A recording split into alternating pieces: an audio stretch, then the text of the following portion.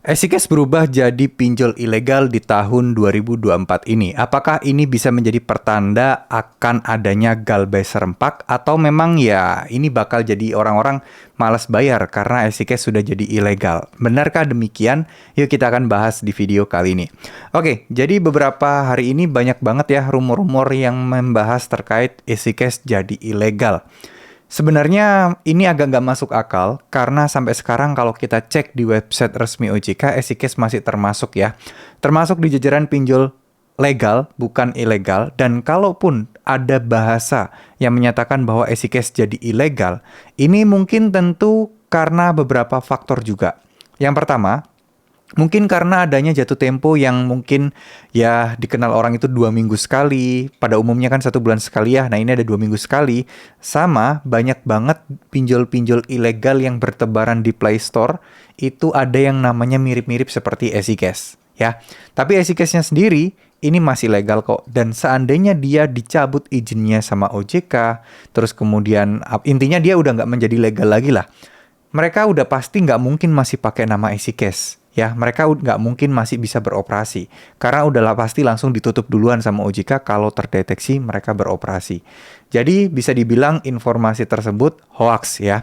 Nah, kalaupun misalnya kalian mendapati atau mungkin teman-teman sekarang galbay di Esikes tapi mendapatkan perlakuan buruk nggak layaknya pinjol legal, dan teman-teman mungkin bisa jadi coba di cross check ulang apakah kalian benar-benar di aplikasi Esikes yang asli atau teman-teman ya mungkin duplikasinya dari aplikasi Esikes yang ada yang sebelum-sebelumnya.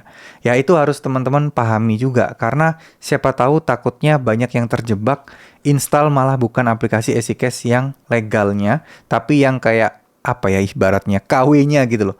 Jadi itu yang mungkin dimaksud bahwa Esikes jadi ilegal karena orang-orang banyak terjebak di sana. Sebenarnya ini dari dulu banget ya teman-teman ya.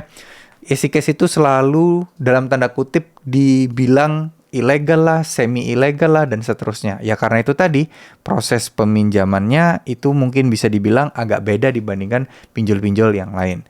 Tapi dengan rumor seperti ini, saya takutnya banyak orang-orang nanti itu yang berpikiran, wah kalau gini galbay aja lah, nggak usah dibayar. Padahal mereka sebenarnya mau bayar, mau menyelesaikan hutangnya, jadi kepikiran untuk nggak usah dulu. Nah ini bahaya. Memang kesannya emang ada ya orang kayak gitu, tapi kenyataannya ada loh teman-teman. Kenyataannya banyak orang-orang yang kayak gitu. Itu biasanya terjadi kalau mereka uangnya pas-pasan, terus kemudian pilihannya bayar pinjol, atau mungkin buat kebutuhan yang lain. Nah, mereka pasti akan memilih untuk kebutuhan yang lainnya gitu ya. Padahal sebenarnya kalau dia udah membayar utang dari tagihan Esikes tadi, ya udah beres masalah utangnya. Dia nggak akan terjebak di masalah pinjol lagi. Tapi dia lebih memilih untuk memenuhi, ya takutnya lebih mementingkan kepentingannya pribadi yang mungkin bukan kebutuhan primer dibandingkan bayar hutangnya. Karena menganggap, wah bentar lagi udah bangkrut kok, wah udah ilegal kok, ngapain harus dibayar. Ya hati-hati seperti itu teman-teman. Oke? Semoga apa yang saya sampaikan bisa bermanfaat. Jangan terlalu percaya info-info yang beredar di luaran sana. Dan satu hal lagi yang paling penting adalah galbay Esikes bukan sesuatu yang berat. Aman-aman aja, insya Allah kalian masih bisa melanjutkan hidup dengan tenang. Tapi intinya adalah jangan sampai teman-teman gegabah melakukan tindakan-tindakan di luar batas seperti gali lubang tutup lubang, tindakan kriminal lainnya dan lain sebagainya karena dengan alasan kepepet dan lain sebagainya ya. Jangan teman-teman. Oke? Semoga apa yang saya sampaikan bisa bermanfaat. Terima kasih. Wassalamualaikum warahmatullahi wabarakatuh.